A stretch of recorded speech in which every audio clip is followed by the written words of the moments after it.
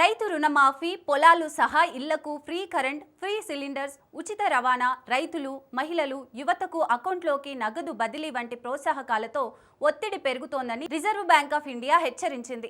ఇలాంటి రాష్ట్ర ప్రభుత్వాల సబ్సిడీలతో నష్టమే ఎక్కువని పేర్కొంది. ఆర్థిక, సామాజిక మౌలిక వనరుల కోసం కావాల్సిన కీలక మొత్తం కోల్పోతున్నట్లు లేటెస్ట్ రిపోర్ట్లో వెల్లడించింది.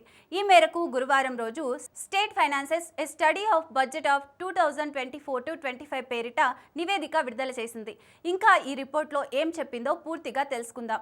2024-25 బడ్జెట్లో చాలా రాష్ట్రాలు రైతు రుణమాఫీ, వ్యవసాయం, గృహావసరాల కోసం ఉచిత విద్యుత్తు, ఉచిత రవాణా, ఫ్రీ బస్, నిరుద్యోగ భృతి, మహిళలకు నగదు సహాయం వంటి వాటిని ప్రకటించాయి. వీటిల్లో తెలుగు రాష్ట్రాలు కూడా ఉన్న సంగతి తెలిసిందే. ఇప్పటికే వీటిల్లో కొన్ని అమలవుతున్నాయి. అయితే వీటి వల్ల రాష్ట్రాలకు మౌలిక వసతుల నిర్మాణం సామర్థ్యం తగ్గుతుందని, వనరులు నిండుకోవడం వల్ల సబ్సిడీలకు భారీగా వెచ్చిస్తుండడంతో ఆయా రాష్ట్రాలపై ఒత్తిడి పెరుగుతుందని తెలిపింది. అందుకే ఇలాంటి సబ్సిడీల విషయంలో రాష్ట్రాలు ఇకనైనా ఆచితూచి వ్యవహరించాలని, ఉత్పాదక వ్యయానికి గండి పడకుండా చూడాల్సిన బాధ్యత ఉందని గుర్తు చేసింది.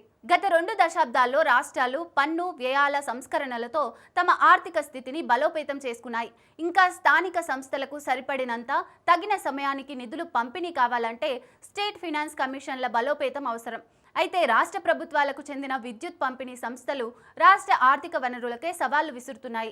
వీటి రుణాలు విపరీతంగా పెరిగిపోవడమే ఇందుకు కారణం.